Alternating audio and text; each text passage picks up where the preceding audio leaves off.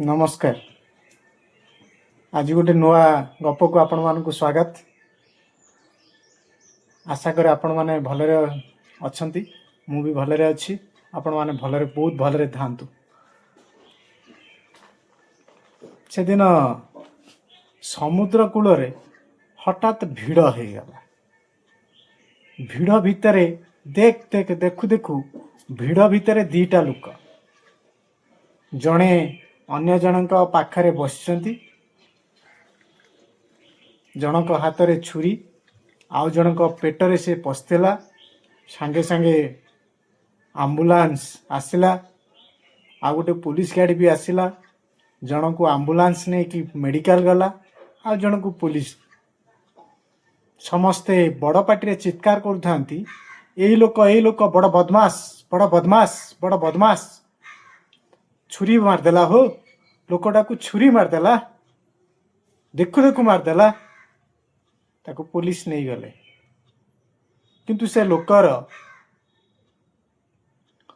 जेते मना करता है, ना आज्ञा मु मारिनी आज्ञा, मु मारिनी आज्ञा। सेतबेले साक्षी बा समस्तंकर कथा अनुसार पुलिस तांको नहीं गले। लोकटीर गाड़ी आउ तार जो क्षीर रखुवा ड्रम सब साइकेल सहित पड़ी था। लोकटी कहता है, मु क्षीर वालाटी आज्ञा, मु किसी भूल करिनी आज्ञा, मते नियंतु नहीं। जेते मना कले मध्य लोकटी को ताको पुलिस माने नहीं गले।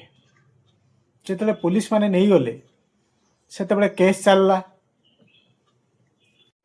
या भितरे आहत थिबा लोकटी मरीगला।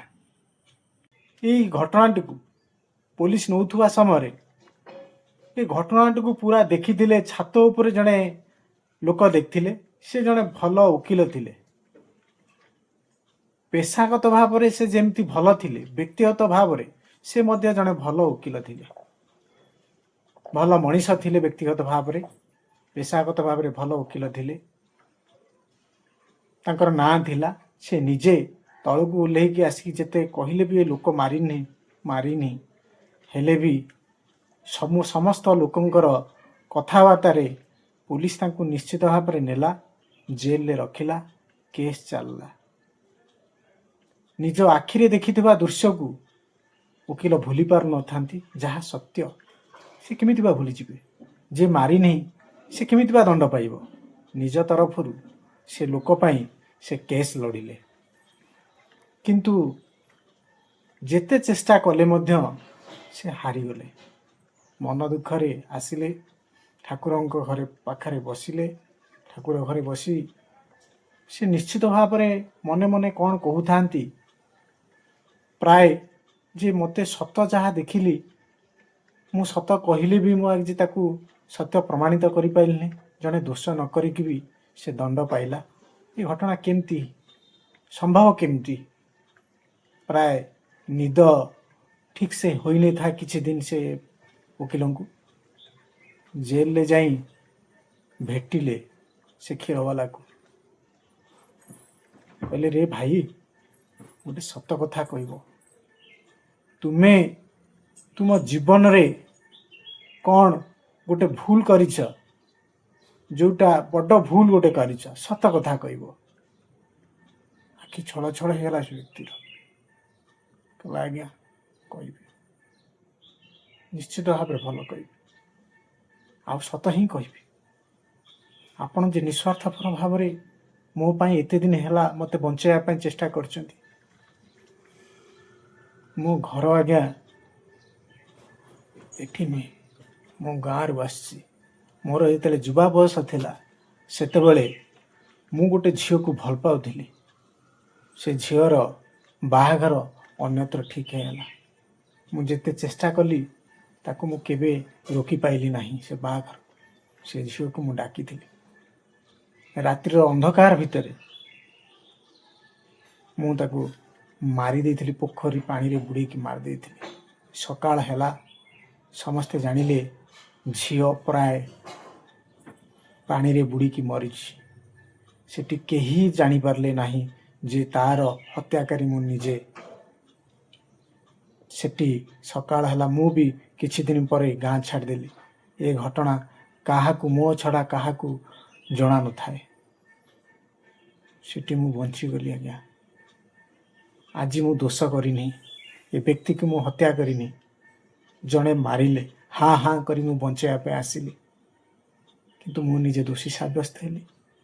ଆଉ ମୃତ୍ୟୁଦଣ୍ଡ ଆଦେଶ ମୋତେ ହେଲା। ସେଠି ଦୋଷ କଲାବେଳେ ମୋତେ କେହି ଦେଖିନଥିଲେ। ସେଠି ମୁଁ ବଞ୍ଚିଗଲି।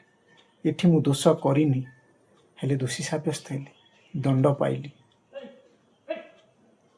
ସେଇଠୁ ଓକିଲ କହିଲେ, ସେଇଥିପାଇଁ ପ୍ରାୟ ମୁଁ ତୁମକୁ ବଞ୍ଚେଇ ପାରିଲିନି। ଭଗବାନଙ୍କର ଯାହା ଇଚ୍ଛା ଥିବ। ପାଟିରେ ଗୋଟିଏ କଥା ଥାଏ ଯେ ନିଜ କର୍ମଫଳ ନିଜେ ଭୋଗେ ନର, ଏଡ଼ି ନ ପାରନ୍ତି ବ୍ରହ୍ମା ବିଷ୍ଣୁ ହର।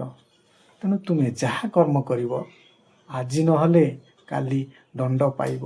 ତୁମେ ଏଇଠି ମୁକୁଳି ଥାଇପାର, କିନ୍ତୁ ସେଇଠୁ ସାଙ୍ଗେ ସାଙ୍ଗେ ସେଇ ଯେଉଁ ଭୁଲ କଲ ସେଠି ତୁମେ ଦଣ୍ଡ ନଥାଇପାର, କିନ୍ତୁ ପ୍ରକୃତି ଆଜି ନହେଲେ କାଲି ତୁମକୁ ଶୁଦ୍ଧମୂଳ କରିକି ଦଣ୍ଡିବ।